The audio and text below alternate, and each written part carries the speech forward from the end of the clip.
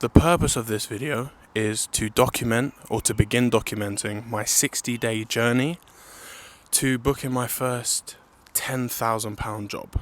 I'm serious. Check out these next 3 clips and this video will make a lot of sense. This video could change your life. So the biggest secret I have for any creative out there trying to get their foot in the door with these larger clients is to create a proof of concept. A proof of concept is essentially you creating something that mimics the thing you want to get paid for, even though you've never gotten paid for it before.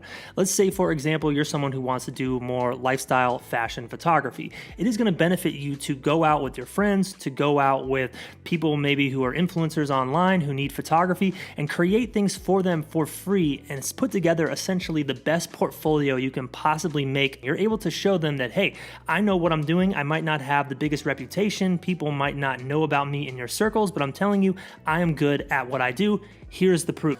Nike shoot. So my first real Nike shoot finally came, and it ended up being a mini documentary for a pro golfer by the name of Jason Day. So I then gone on and shot more and more projects with that company for Nike, eventually leading to the latest, which was like a giant flagship commercial for Converse, which is a branch of Nike. So yeah, things worked out. I did it. I reached my goal of really shooting for my dream company, Nike. But none of this happens if it wasn't for this moment. I was naive in thinking that this Jeep Spec project was for Jeep. Huge companies like Nike, like Jeep, they don't hire one-man band filmmakers for their projects. They either hire ad agencies who then hire production companies, or they just directly go straight to production companies. Jeep doesn't care about your little videos. Nike doesn't care about your little videos. Like, they're not the ones you're trying to impress. Spec work is a place for you to take risks, gain experience, grow as a creative, and build a portfolio for yourself. Most importantly, it shows people in your network right now that you are a filmmaker ready to make things happen. What do I need to do in order to be more successful at this? And he said the biggest thing that professional filmmakers do that videographers don't do is that they build a portfolio of work using passion projects to showcase the type of work that they want to attract into their business, rather than just going out and shooting work for their clients and then throwing it all in their portfolio. So these 3 videos at different points in my career have resonated with me because they all started the video the same or in a similar way, which is speaking on the fact that in this career, it's quite feast or famine. You get a job here and there, and it's word of mouth, and it's somebody that wants you to shoot 4 days of work for £200 a day or something like that. Now, I'm not turning my nose up at those numbers. If you like those numbers, this video probably isn't for you. But listen to this. When I first heard of those numbers, my first thought was, no, that's fine. That sounds amazing. It's not a 9 to 5 that I hate. So it should be fine. It's me doing something I enjoy, right? Now I'm here, not necessarily. The point of this is I'm at a stage in my career now that I didn't think I would get to, where I was making, or I am making, enough money to live. However, it comes at a cost that I thought I was willing to pay, but I'm not. I'm always busy, and I'm currently in a position where 9 times out of 10, I'm working on 3 or 4 or more projects at once. It's confusing, it's anxiety filling, if that's even a word, but it definitely, you're always worried. You're always thinking about the next job, how you can get it wrong, and things like that. So I'm currently in a position that I thought I always wanted to be in, but no, this ain't it. I'm working with big brands. I thought that was the goal, but I've realized I just do social media videos. Now, that's not to knock social media videos. What am I talking about? It's the classic rotate your camera into portrait mode, because that's the latest thing. Shoot a bit of cinematic B-roll with no prep, no real mood board, no location scouting. You just meet up wherever the client is. You chuck the clips together with some gimmicky transitions. You deliver it, and then £150 enters your account. Now, this is where one of the pennies dropped for me. I've got a long-standing client I've worked with for over a year, and it's been amazing working with them.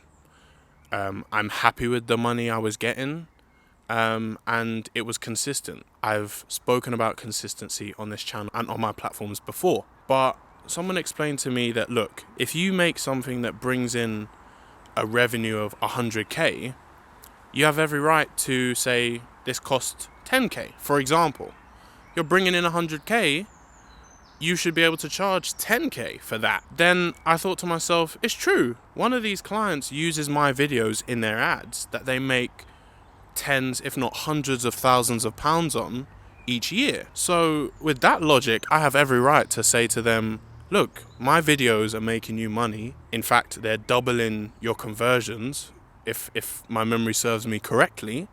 So I want 10 grand, or I want 20 grand for the year split into 12-month payments, or whatever. But I realized if I ever said that to him, he could always say to me, no. Why? He can find anybody to replace me tomorrow. There are hundreds, if not thousands, of videographers in the UK that can shoot in 4K, shoot portrait videos, slow-mo, chuck clips together, use cheesy transitions, and get them delivered to him in a day or two, or less, just like I do. So that was a big hit for me. I realized, yeah, I don't scout locations, I don't set up serious lighting situations. Like, I'm learning so much about what goes into films and TV shows and stuff. Like, that shot of someone sitting on a couch that you think is just them in a regular room with regular lights, wow. Trust me when I tell you, there's probably 4 lights in that room, 2 reflectors, duct tape all over the room, holding things in place. There's diffusion, mist. Working with big brands is not the answer to this problem. I work with big brands, and the reason it doesn't solve the problem is because if they know they can find somebody to do exactly what you do for cheaper, they will go for that. The other thing is niching down. I don't niche down. I serve everybody. If you're a clothing company, I'll do you a video. If you're a dry cleaners, I'll do you a video. So at the end of the day, I'm sure that resonates with you. But at the end of the day, a client with £10,000 to spare is not going to a general person. The analogy I keep seeing is, if you needed brain surgery, you wouldn't go to a GP. They don't specialize in brain surgery. You would go to a brain surgeon. Not even a general surgeon, a brain surgeon. So that's what niching down is about. If you specialize in clothing videos, clothing brands will know, okay, they specialize in this. We need to work with them because they know exactly what they're doing. They've done it loads of times. If your portfolio is full of dry cleaners, weddings, cars, and clothing, it's not a good look. So that's the goal. I've decided on my niche. I won't reveal that just yet, but you will see it in the documentation process. So to recap, I'm going to be making passion projects. To do that, I need to drastically improve the quality of my work, and I need to niche down. Now, I've done that second thing. I've decided on the niche of clientele I would like to work with. So the next stage is the actual projects, hence the start of this documentation. I've given myself 60 days because brainstorming, storyboarding, pre-production, production, and post-production will take me at least a month, probably.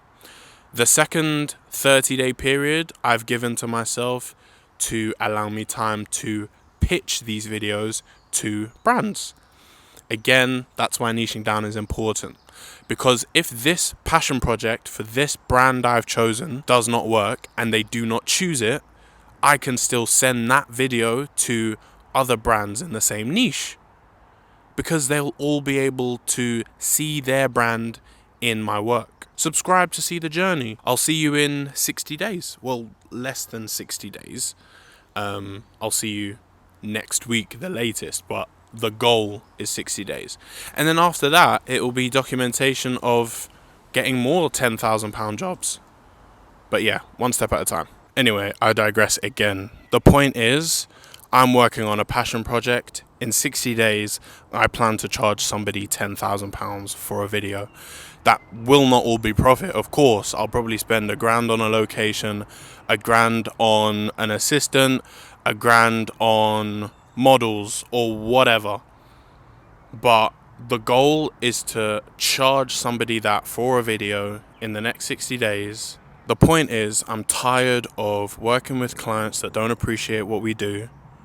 No, that's wrong. Because at the end of the day, what I do is not in short supply. There are so many people that do it. So I guess what I'm saying is, I've been arrogant for probably 4 years of my career. I don't make videos that are £10,000 worthy. I don't source models.